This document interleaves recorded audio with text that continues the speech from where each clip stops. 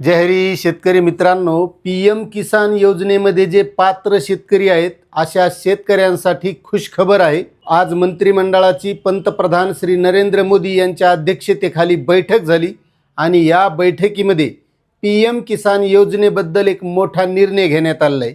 तो सविस्तर निर्णय नेमका काय आहे आपल्याला या व्हिडिओमध्ये जाणून घ्यायचा आहे, त्यामुळे तुम्ही व्हिडिओ शेवटपर्यंत बघा। चॅनलवर नवीन असाल तर चॅनलला सबस्क्राइब करा आणि जास्तीत जास्त शेतकऱ्यांना हा व्हिडिओ शेअर करा। आता तुम्हाला सांगतो, ही केंद्र सरकारनं 2019 मध्ये योजना चालू केली आहे आणि या योजनेच्या माध्यमातून दरवर्षी 6,000 रुपये या पात्र शेतकऱ्यांना मिळत असतात। मात्र यामध्ये काही शेतकरी अपात्र सुद्धा झालेत। मग त्यांची KYC नसणं, त्यांची लँड सीडिंग बरोबर नसणं किंवा त्यांच्या बँकेच्या पासबुकवर आणि आधार कार्डवरील त्यांचं नाव बरोबर नसणं, जे काही कारणं असतील तर त्या शेतकऱ्यांनी आता या योजनेमध्ये पात्र होण्यासाठी आपल्या तालुक्याच्या कृषी कार्यालयामध्ये जायचं आणि जी आपली अडचण असेल ती अडचण तिथं विचारून घ्यायची आणि आपली अडचण दूर करून घ्यायची। कारण केंद्र सरकारने या योजनेबाबत आज महत्त्वाचा असा शासन निर्णय घेतलेला आहे आणि याच धर्तीवर आपल्या महाराष्ट्र राज्यामध्ये नमो शेतकरी महासन्मान निधी योजना सुद्धा चालू केलेली आहे। मात्र या योजनेचे 2 हप्ते रखडलेले आहेत आणि आता ही कर्जमाफी योजना सुद्धा चालू आहे।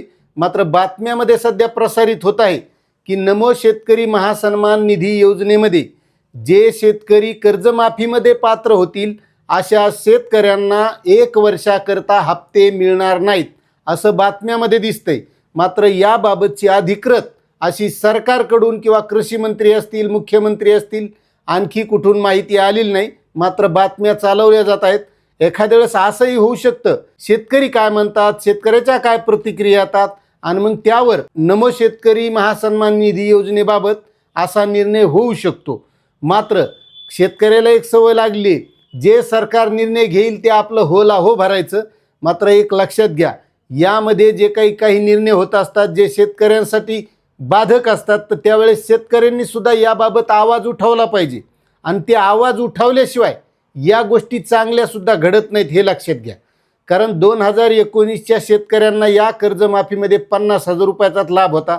मात्र राज्यामध्ये जे काही शेतकऱ्यांचे आंदोलनं झाले, रविकांत तुपकर यांचं झालं, रोहित पवारांचं झालं, अजित नवले यांनी केलं, म्हणजे असे बऱ्याच शेतकरी संघटनांनी केले आणि मग त्या माध्यमातून या शेतकऱ्यांना सुद्धा 2 लाख रुपये मिळण्याचा मार्ग मोकळा झालेला आहे। मात्र यामध्ये आज जो काही पीएम किसान योजनेबद्दल महत्त्वाचा निर्णय घेतला तो निर्णय आपण सविस्तर समजून घेऊ। तर शेतकरी मित्रांनो, मंत्रिमंडळाच्या बैठकीमध्ये 2026-27 ते 2030-31 या कालावधीसाठी 3.15 लाख कोटी रुपयांच्या आर्थिक तरतुदीसह पीएम किसान योजना सुरू ठेवायला केंद्रीय मंत्रिमंडळाची मंजुरी दिली आहे। त्यामुळे ही पात्र शेतकऱ्यांसाठी महत्त्वाची अशी खुशखबर आहे। पंतप्रधान श्री नरेंद्र मोदी यांच्या अध्यक्षतेखाली झालेल्या केंद्रीय मंत्रिमंडळाच्या बैठकीत प्रधानमंत्री किसान सन्मान निधी योजना, जिला आपण पीएम किसान असं म्हणतो, तिला 2026-27 ते 2030-31 पर्यंत सुरू ठेवायला मंजुरी दिली आहे। या कालावधीत या योजनेसाठी एकूण 3.15 लाख कोटी रुपयांच्या आर्थिक तरतुदीला मंजुरी देण्यात आली आहे। ही मंजुरी शेतकऱ्यांची समृद्धी हीच राष्ट्राच्या समृद्धीचा पाया आहे, या सरकारच्या बांधिलकीचा पुनरुच्चार आहे। पीएम किसान योजनेद्वारे पात्र शेतकरी कुटुंबांना थेट लाभ हस्तांतरण प्रणालीच्या माध्यमातून वेळेवर आणि पारदर्शक आर्थिक मदत पुरवली जात आहे।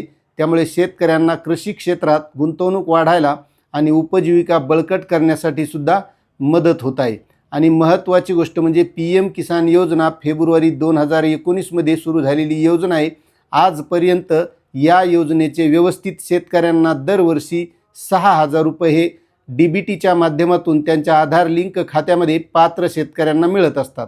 आता या योजनेअंतर्गत आत्तापर्यंत 23 हप्त्याच्या माध्यमातून 4.47 लाख कोटी रुपयांहून अधिक रक्कम थेट शेतकऱ्यांच्या बँक खात्यात हस्तांतरित करण्यात आली आहे। 23व्या हप्त्याअंतर्गत 9.49 कोटीहून अधिक शेतकऱ्यांना लाभ झाला असून 18,984 कोटी रुपयांहून अधिक रक्कम वितरित करण्यात आली आहे। असा हा मंत्रिमंडळाने महत्त्वाचा असा निर्णय घेतलेला आहे। हा निर्णय जर तुम्हाला सविस्तर वाचायचा असेल तर याची लिंक आपल्या डिस्क्रिप्शनमध्ये दिलेली आहे। तर असा हा निर्णय घेतलेला आहे. त्यामुळे शेतकरी मित्रांनो, जर तुम्ही या योजनेमध्ये पात्र नसाल तर आपण लवकरात लवकर कृषी कार्यालयामध्ये जाऊन यासाठी आपली जी काही अडचण असेल ती लवकरात लवकर दुरुस्त करून घ्यावी अशी विनंती करतो. आणि आपली माहिती आवडत असेल तर चॅनलला सबस्क्राईब करा आणि ही माहिती जास्तीत जास्त शेतकऱ्यांना शेअर करा. जय जवान जय किसान.